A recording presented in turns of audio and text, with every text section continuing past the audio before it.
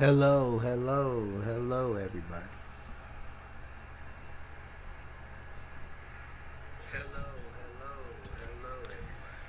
Today we got some good Marvel news. Today we got some good Marvel news. We got a Deadpool and Korg video. We got a Black Widow, the box office breakdown. We got Loki, the final episode, coming out tonight, tomorrow, however you want to put it. We got Loki, the final episode, coming out tonight, tomorrow, however you want to put it. So yeah, first off, I'm gonna start off with basically my reaction to the Deadpool and Korg video. I just think it's nice to see Deadpool in the MCU, interacting with MCU people, and I think they could do stuff like that all day.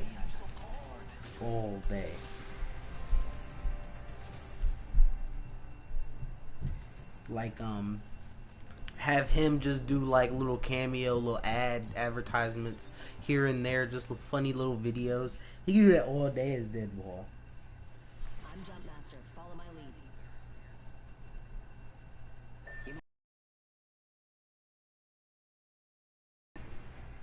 It's Marvel's world, and we're just living in it at this point.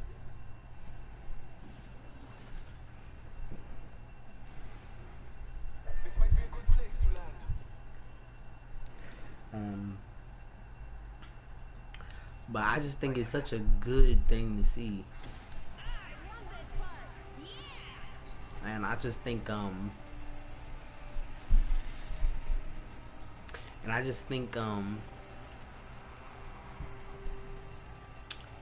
Deadpool, he's my favorite Marvel character,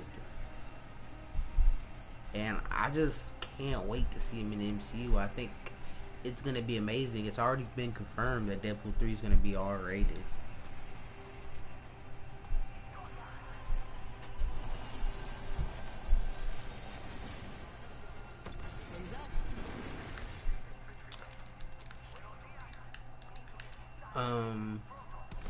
So I'm just excited to what Marvel has in store for Deadpool.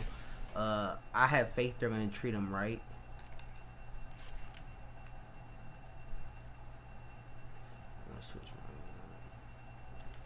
And they're gonna give us a really good version of Deadpool, and we're gonna have us a good time.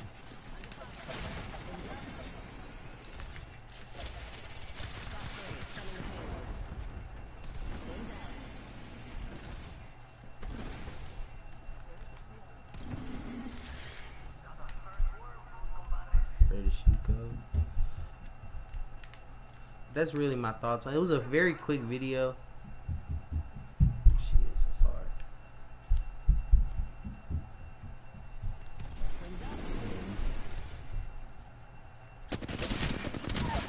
Go! Get money!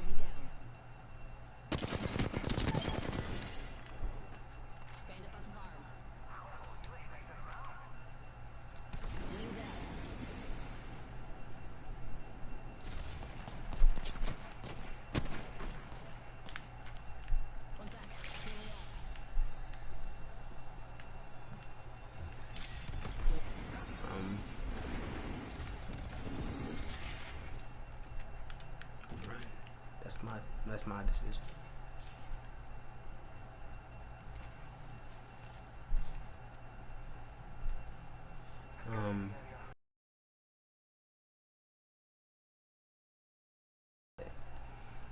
This is a good bit of Marvel news. It's nice to see Deadpool. That's really the sum of it.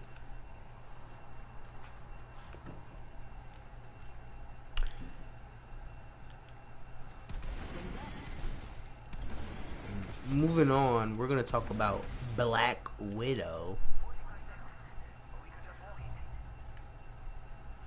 And that the box office domination that it showed, and how it just showed that Marvel movies will make money. That's just what they do. They do that, and it don't need to be the best Marvel movie, it will make money.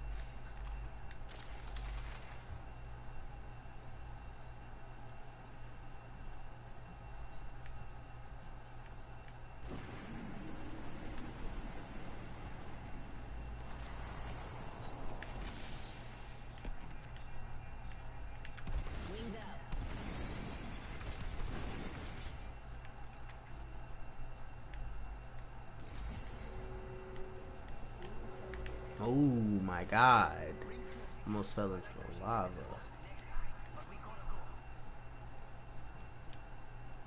Um,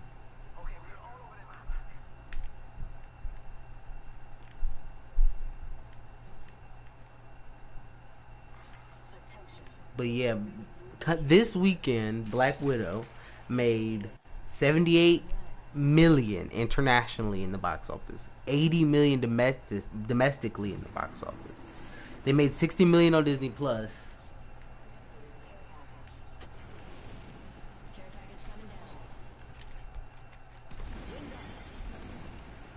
And 40 million of that was international. 20 million of that was oh, you almost got shot.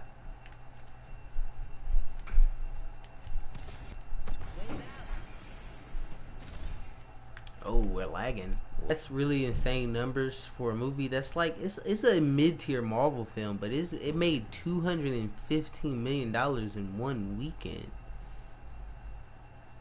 That's 1/3 of what I thought it's gonna make. I mean, I think it's gonna have a huge drop off, but that's really crazy that Marvel was just like, let me drop Black Widow, and everybody was like, I'll take it. I love it. It's my favorite actually, and I want more of it.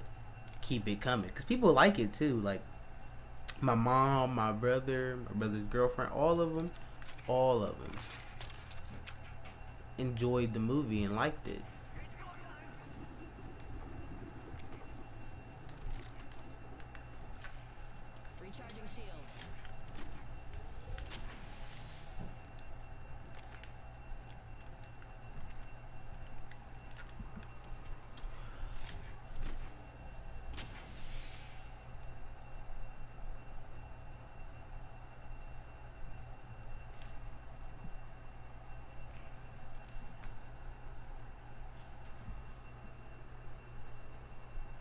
But yeah, I think Black Widow has shown its dominance and it's proved its worth.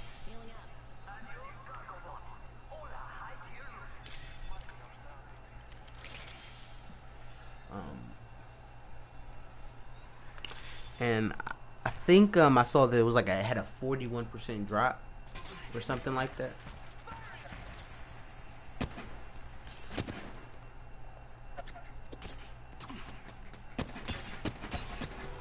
Ah, ah.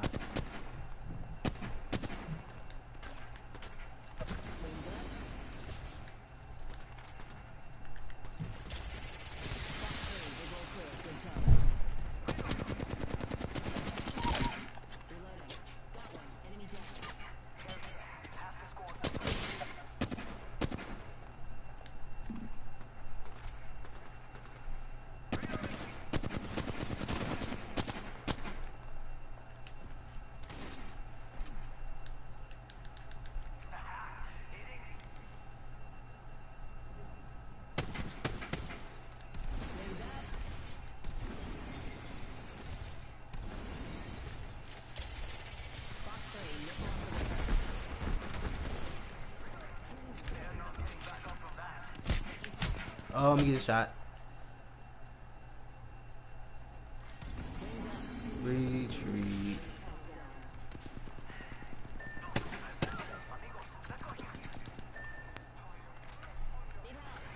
Okay. Ah, he got that angle, dog. He got that angle. But while I'm down, I can talk about Black Widow. Yeah, but I think this really indicates that, like, when we get to No Way Home and then we get to Doctor Strange Multiverse of Madness and Marvels and all those big movies, like I think it's easily gonna get a bill. Like, I think we're easily gonna get $1 billion.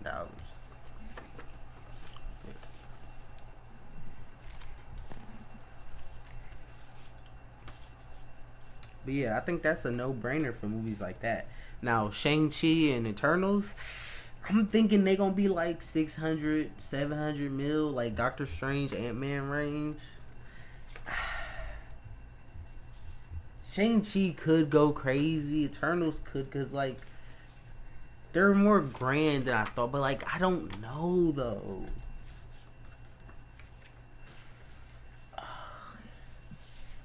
Eternals like it's spanning the Marvel history, so I don't know how crazy that's gonna be. I don't know how hyped people are for that. Their trailer did do like 77 million views in like 2 days or a day. I don't know. That Shang-Chi trailer was crazy too. It had Abomination and Wong. Like those movies they have $1 billion potential. But I think the safe option is like 700 million, 600, $700 million range. That's what I think is a safe bet.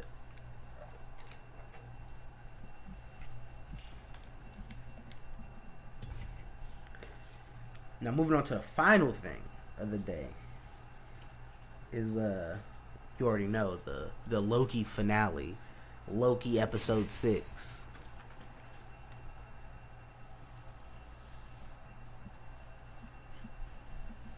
And what I want to really get into is, all right, so like I broke it down. All right, so our main story is Loki and Sylvie, and whoever is that person in the castle. That's that's a story. That's the A story. The B story is Morbius and the TVA. That's the side story. That's basically the filler story. All right. So with that framework, we could. I mean, the beginning of it, we probably won't see the big bag. They probably won't reveal that. Probably start off with Morbius in the TVA. He'll probably do something like unlike like release 115. There was a Twitter thing that said like 100 B like here are all the Lokis and it had 100 B15. But I don't know if that's real. If that was just a mess up. But yeah, he'll probably free 150 because he has nothing, and they have like so many hundred. Like I don't know how he's gonna do it, even with 100. That's two people against like dozens and millions, like however many there are. I don't know, but yeah, I don't. I just don't understand how he's gonna burn it down. I mean, I guess fire is useful when you're outmanned. That is a useful weapon when you're outmanned.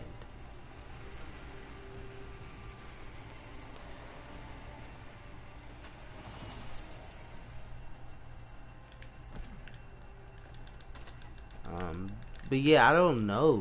Like, I just don't understand what's gonna happen. But I'm here for it. Like,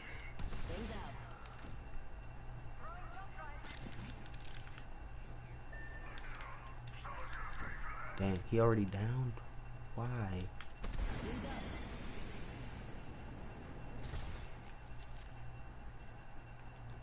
But yeah, and then you got the A story, which is whoever it is that person in the castle is, which who I think is a Mortis, who is Kang.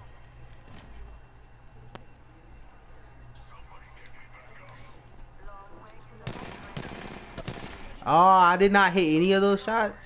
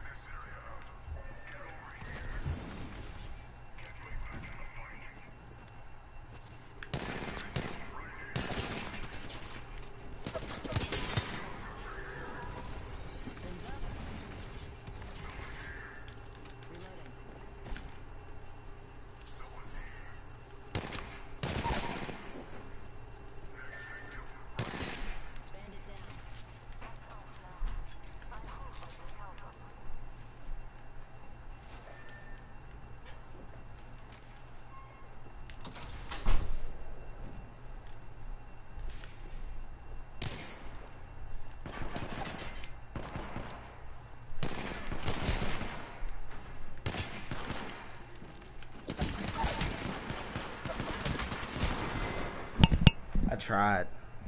I probably should have retreated, but that's a sucker move. I don't retreat. I go 1-on-3 and die. That's the real man move. Every time. Should probably try to get a better weapon. There's a lot of things I should try. But back onto the Loki, alright? I got sidetracked into the game. Alright? Loki and this big bad. People, I don't know if they're going to trick me. And it's not like all these Kang threats. Elias, Ravonna Renslayer, Kang Industries at the thing. All these like different Kang Easter eggs that like are directly correlated to Kang. You know what I'm saying? So like, if they really did like a Loki variant, that'd be really weird, and I just think corny. Like, it'd be lame. Like, why can't you do Kang? Like, Kang, like introducing Immortus, which isn't like Prime Kang, which is the Kang that fights everybody. Immortus is really just like another version who sits at the end of time, and oh my god, there's so many things that just make sense for it to be Immortus. Now it could be King, but now that King Loki footage what we haven't seen, that everybody says, oh, that's who's in the castle. Yeah, they just put him in the thing so everybody can know that's no, it's Immortus. But I think that Loki footage that we haven't seen could be like Loki in a different time, like at the end of all this episode, like in a different timeline, in his own timeline, he could betray Sylvie. Sylvie could betray him. There's a lot of stuff that could go down with that stuff. So I'm really excited for that. But if it's missed minutes or somebody lame like that, I'm gonna be very disappointed. Be stupid. But if it's not if it's not Kang, like, why? Like, Kang needs to be a part of it. Kang needs to be, like, in a post-credit scene. Like, I'm kind of getting sick of this post-credit scene, Thanos introduced villain type stuff. But I guess that's what the MCU do, and the people like it, and they'll watch it, like I said earlier, with Black Widow, and this will be the highest rated show ever, because, like, the last 3 shows, because, like, WandaVision, the finale, and Falcon Winter Soldier, they had the same thing, like, very high scores throughout, and then their finales, they had very bad scores. So I want to see if Loki is going to have a very high. I don't know what their ratings is exactly now, but I'm assuming that they're pretty high. They're like around WandaVision and Falcon and Soldier focus. And then, like, I want to see how this last episode is going to do to compare to them, because if all their finales for each episode, which is usually the biggest episode of the series, gets like D's and F's like rating, like, I want to see how that affects how much in the future. But yeah, to recap, Deadpool, first like MCU tease and connection, loving it. Money, Black Widow made a lot of money at the box office, like a lot of money, because that 60 million Disney Plus is pure profit, or almost pure profit, because they don't have to do distribution like when you use when the box office money, you have to give a portion to the theaters. It's usually 50%, but Disney, they have like they got money and power, so like they have a little bit of a bigger percentage of the box office than most industry, but most studios. But nonetheless, they don't get a full, like, of that 158 million from the box office, they probably get around between 80 and 90 million, I would say, in total from that. And that's good, and that's okay, especially coming out the pandemic, and it's not your like biggest movie. It's just Black Widow, a movie that was supposed to be like a little like thing after dessert to explain Natasha and like how she was, her mental state before Endgame. It was supposed to be very close to Endgame, but what it happened to be was the first movie in 2 years because of the pandemic. So I think, Marvel's just gonna make money. The Loki episode is gonna be probably amazing, but it could also hurt me, and I could be very disgruntled with Marvel. But also, if you just put Kang in there, we're fine, we're good, and I think they'll do that. And there we go. If you enjoyed this, if you found this valuable or informative in some type of way, make sure you leave a like, comment, subscribe. Come back to watch the other videos. I'm naming this the House of Nerdy, and I'll see you later. Bye.